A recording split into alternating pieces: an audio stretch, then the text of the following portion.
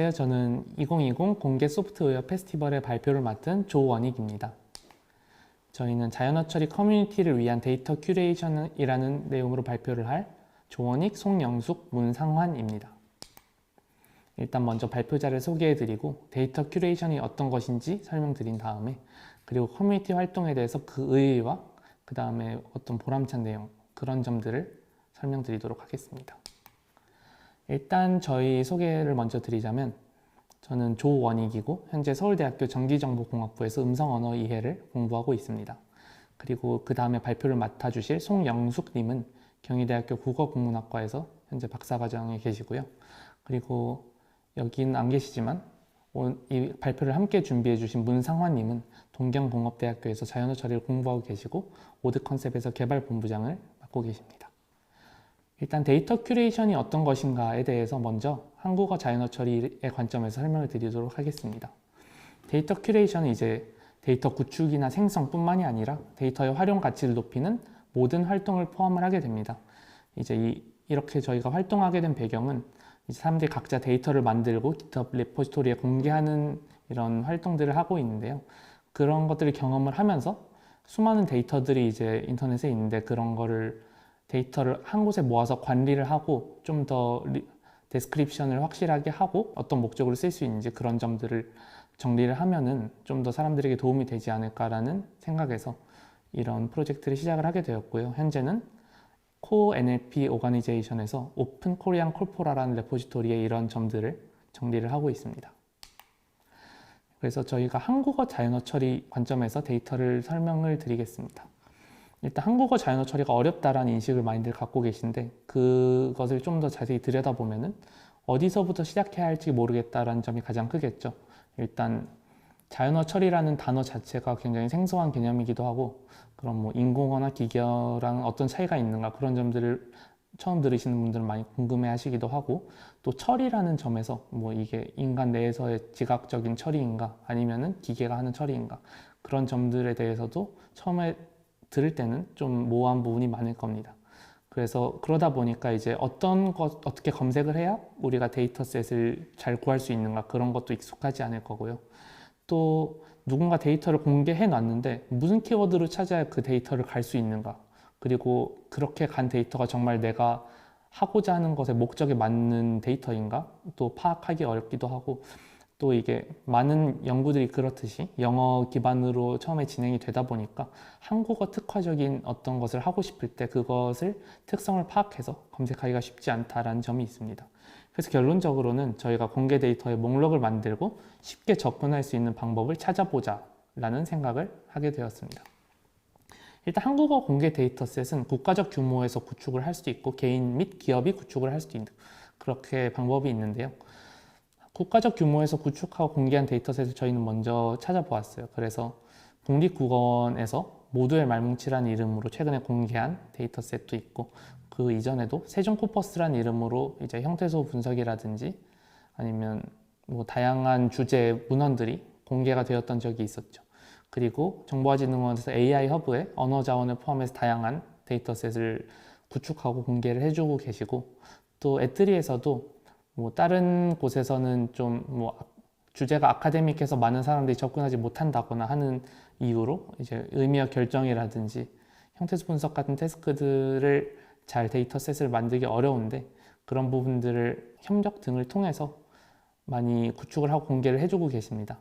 그런데 이제 국가 단위에서 공개한 데이터셋들은 이제 좀 그 양이 많아서 사람들이 조금씩 자기가 원하는 걸 해보기 위해 바꾸기 쉽지 않기도 하고 또 조금 더 프랙티컬한 태스크들을 위해서는 이제 뭐 혐오 표현 감지라든지 아니면 쇼핑에서 어떤 물품에 대한 감정을 파악한다 등등의 이런 좀 스페시픽한 태스크들을 위해서는 개인이나 기업이 구축하고 공개하는 데이터들이 조금 더 도움이 많이 될 수 있다고 생각을 했습니다. 그래서 이런 것들을 어떤 코퍼스들이 있나 그리고 그것이 양이 어느 정도이고 라이센스는 어떠한가 그런 것들을 찾아보았는데 생각보다 그 자료가 많더라고요. 그래서 이걸 한번 정리를 해야겠다라는 생각을 했습니다.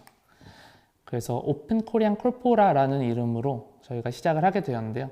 일단 2019년 말에 송영숙 님이 Git 리포지토리에 저장되어 있었던 오픈 데이터셋 링크들을 한 곳에 이제 리스트업 하기 시작하셨고요. 그래서 처음에는 한 10개, 20개 정도의 데이터셋으로 시작을 하다가 이제 저와 문상원 님이 이제 8월에 함께 하면서 좀 더 많은 데이터셋이 있다라는 것을 검색을 하고, 그리고 어떤 점들이 그 정리된 문서에 이 데이터셋의 특성으로 기재가 되어야 하는가, 그런 부분들을 쭉 한번 문서화를 해서 이제 이런 것을 다른 사람이 좀 더 사이트하기 쉽고 좀 더 접근하기 쉽고, 그리고 좀 더 믿을 수 있고 믿고 사용할 수 있게 하기 위해 그 이번 11월에 열린 EMNLP라는 학회의 NLP 오픈소스 소프트웨어 워크숍에서 발표를 하게 되었습니다. 그래서 한국어 자연어 처리 오픈 데이터 체계화의 컨트리뷰션을 인정을 받아서 개재 수락이 되었고요.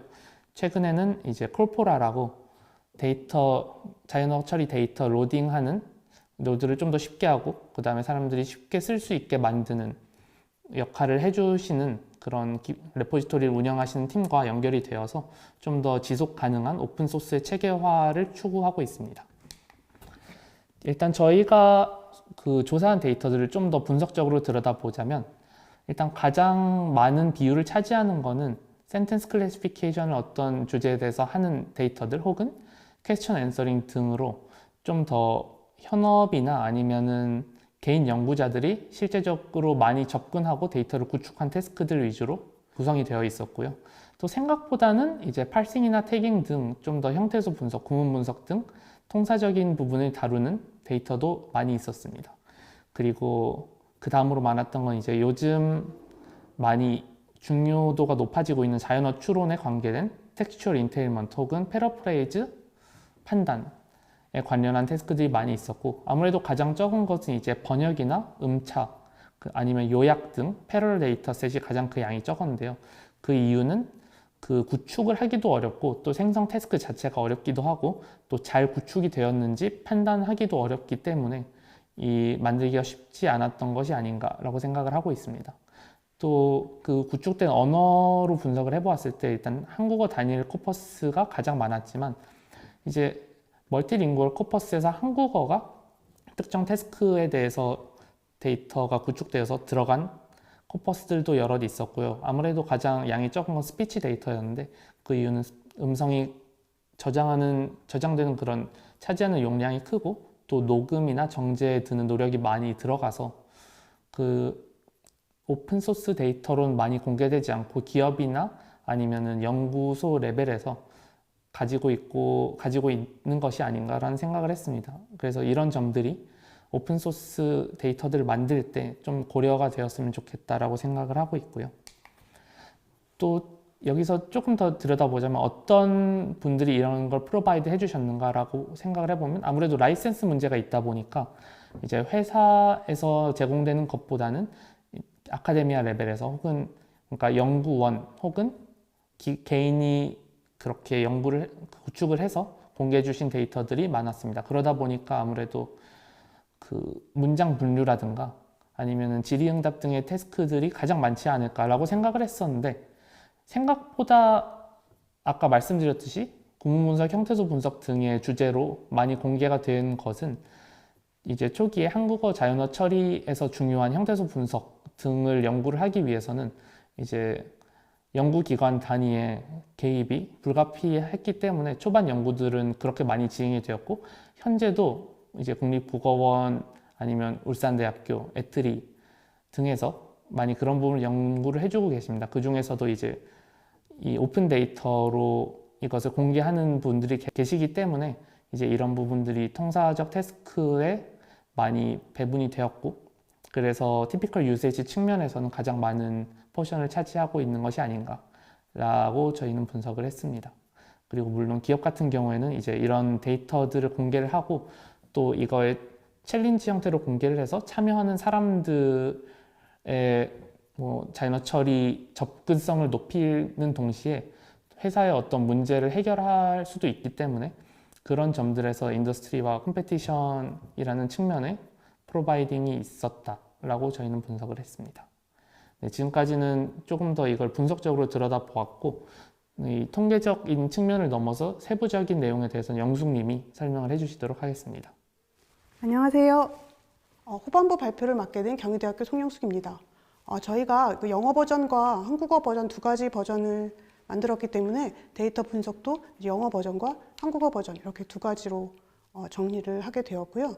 앞에서 잘 설명해 주신 것과 같이 저는 그 내부 구조를 조금 더 들여다보도록 하겠습니다.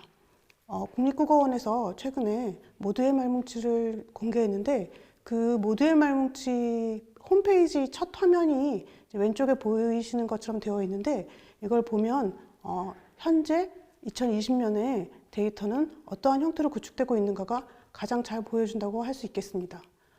보시면 맨 왼쪽에 이제 원시 말뭉치들이 몇 가지 있는데 신문이라든가 구어라든가 문어와 같은 그 각각의 도메인에서 제너럴하게 쓸 수 있는 말뭉치들이 구축되어 있는 것을 알 수 있습니다. 이렇게 데이터를 구축해 놓은 것만으로도 많은 도움이 되죠. 예를 들어서 20년, 10년사를 분석한다든가 할 때 신문 말뭉치는 큰 도움이 될 것입니다. 그런데 아무래도 조금 더 욕심을 내서 신문 말뭉치를 분석해 봤더니 비슷한 단어가 너무 많이 나오는 거예요. 그러면 조금 더 성능을 높이기 위해서는 주석 말뭉치라든가 형태소 분석기와 같은 것이 필요하게 됩니다. 그리고 전통적으로 분석적인 말뭉치들이 굉장히 많이 구축되었지만 최근에는 이제 의미라든가 화형 정보까지 태깅을 붙이는 흐름인 것 같아요. 그래서 앞에 발표한 조원익 님도 혐오 표현 코퍼스를 구축해서 최근에 발표한 적이 있고 저도 이제 챗봇 데이터를 구축해서 발표한 적이 있습니다. 챗봇 데이터를 보시면 긍정이라든가 부정 태깅도 붙여 놓았거든요. 그래서 이런 식의 흐름들을 보고 있으면 이후에는 이제 조금 더 발전한 화행이라든가 음성 분석에 관한 데이터들이 더 많이 나올 것이다 라고 예상이 됩니다.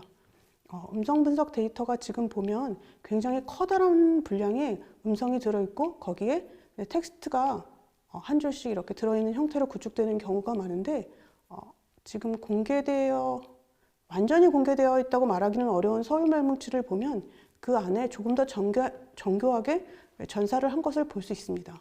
예를 들어서 IPA 전사라든가 발음 전사, 철자 전사와 같이 7개의 티어를 나누어서 정교하게 전사를 해두었고 말뭉치 구축 자체도 서울말을 하는 화자 20대, 30대, 40대 남자, 여자를 잘 균형 있게 배분해서 구축하였기 때문에 이렇게 정교하게 쌓아올린 데이터들이 조금 더 발전할 수 있게 만드는 방법이 되는 것 같아요.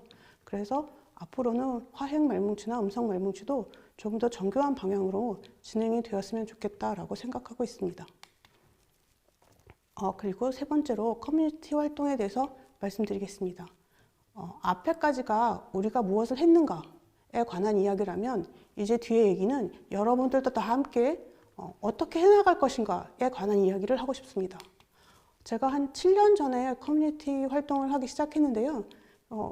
왼쪽을 보시면 저희가 몇 개의 책을 선정하고 목차를 짜고 그 옆에 지금 발표자가 가려져서 안 보이는데 발표자의 이름을 써 놓고 가끔 자연어 처리 전공하시는 분들을 모셔와서 특강을 듣고 이런 방식으로 진행을 했습니다. 처음에 한 개의 스터디에서 진행을 했지만 나중에는 거의 시간표를 짜서 대학이냐라는 이야기를 들을 정도로 많은 스터디를 운영하기도 했습니다.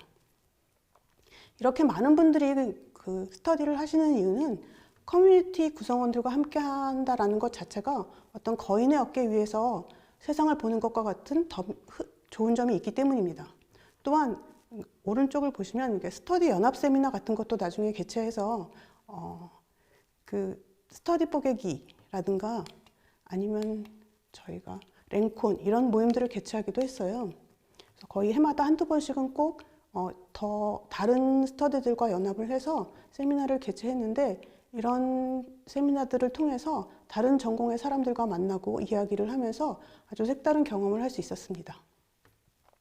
실제로 저희가 하는 것은 그냥 한 챕터를 맡아서 발제를 하는 것 뿐이지만 이렇게 하나를 시작해 보는 것이 큰 거인의 어깨 위에 서는 것과 같은 효과를 가져온다는 것을 알게 됐고 그 분들과 함께 더 좋은 모임을 하기 위해서 이제 페이스북 그룹도 만들고 페이지도 만들고 또 시간표를 만드는 사람도 생기고 가이드를 만드는 사람도 생기고 이렇게 논의들을 많이 해나가면서 나중에는 책도 쓰게 되고 출판 기념회도 하기도 했습니다.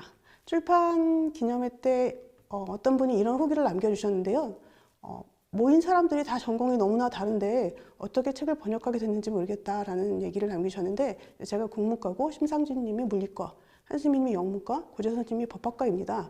그래서 전혀 다른 전공의 사람들이지만 취미가 같았기 때문에 이런 결과가 있을 수 있었던 것 같아요.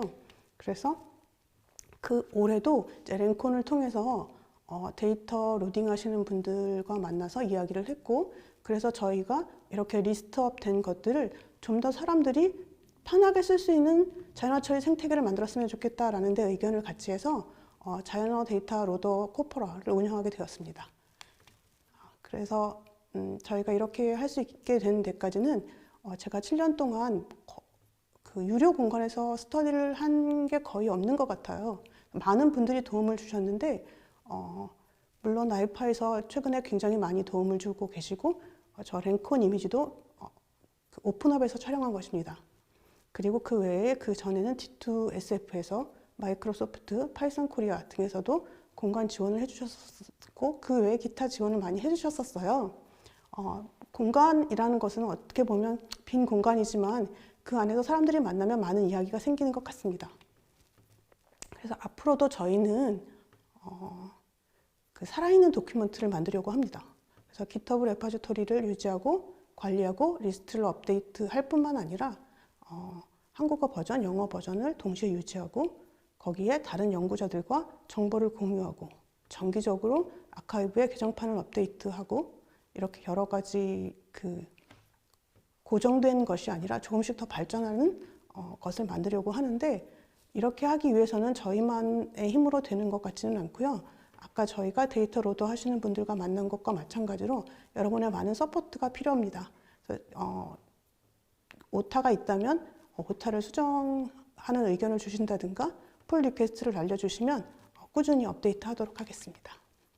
그리고 저희가 이제까지 나온 많은 이야기들을 그럼 내가 어디서 시작하지? 라고 생각하시는 분들을 위해서 저희가 구축한 데이터 레포지토리를 참고해 주시면 좋을 것 같고, 그리고 분석기들도 잘 나와 있는 게 굉장히 많아요. 특히 파이썬, 제가 지금 파이썬 기반의 분석기들을 주로 리스트업을 해놓았는데 그 외에 자기가 주로 사용하는 언어에 따라서 사용하시면 될 것 같습니다.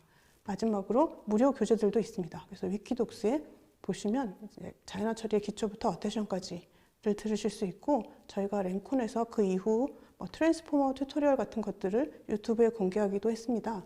그래서 그런 부분들까지 참고하시면 혼자서 충분히 공부하실 수도 있고, 지금 코로나 때문에 사실 만나기는 쉽지 않지만 온라인 공간에서라도 모임을 해서 서로의 정보를 나누고 더 성장하는 모임이 될 수 있었으면 좋겠습니다. 감사합니다.